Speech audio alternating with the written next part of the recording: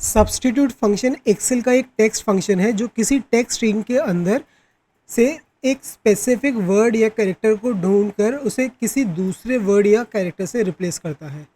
ये function specially तब useful होता है जब आपको किसी टेक्स्ट के अंदर मल्टीपल जगह पे किसी वर्ड को बदलना हो।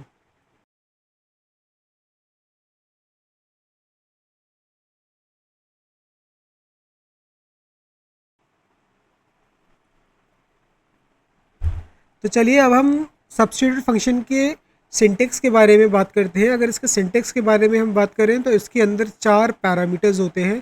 पहले 3 पैरामीटर्स मैंडेटरी है और लास्ट का जो पैरामीटर होता है वो ऑप्शनल है।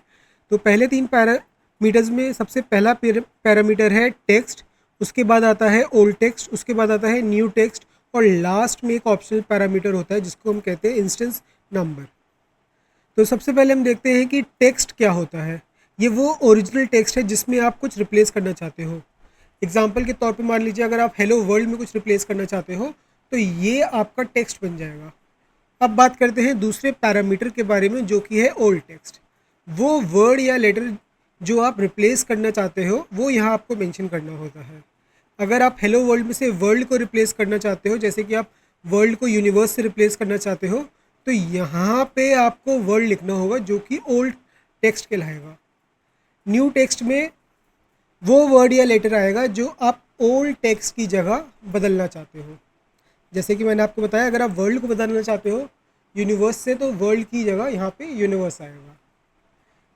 इंस्टेंस नंबर की अगर हम बात करें तो अगर आपके टेक्स्ट में यानी कि अगर आपके टेक्स्ट में ओल्ड टेक्स्ट बार बार रिपीट हो रहा है और आप सिर्फ एक स्पेसिफिक बार उसे रिप्लेस करना चाहते हो तो यहाँ उस इंस्टेंस का नंबर लिख सकते हैं आप।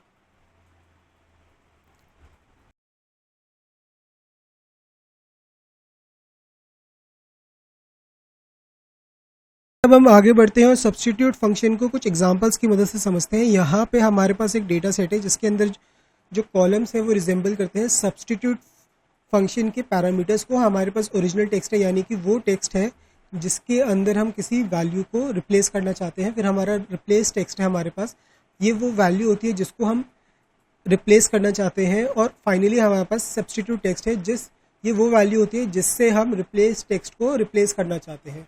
तो यहाँ पे अब हम सब्स्टिट्यूट फंक्शन को अप्लाई करेंगे।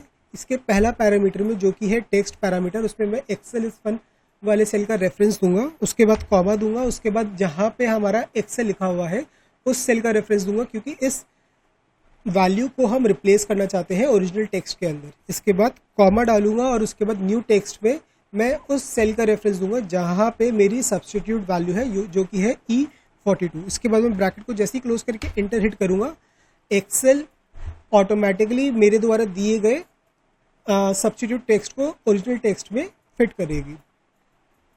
तो यहाँ पे नीचे भी हमारे पास सेम एग्जांपल है। यहाँ पे भी हम सब्स्टिट्यूट फंक्शन को यूज़ करेंगे।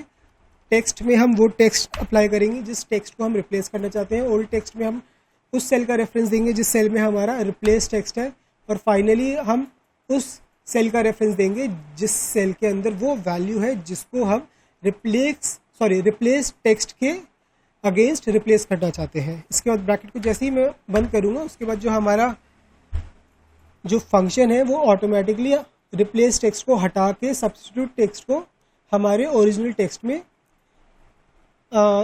इनपुट करेगा। और एक बात मैं आपको और बताना चाहूँगा, सब्स्टिट्यूट टेक्स्ट एक केस सेंसिटिव फंक्शन है, यानी कि अगर आपने रिप्लेस टेक्स्ट के अंदर अगर एक ऐसा वैल्यू नहीं दी जो कि हूबहू ओरिजिनल टेक्स्ट के अंदर मौजूद है तो उस केस में जो सेम ओरिजिनल टेक्स्ट है वो आपको शो होगा।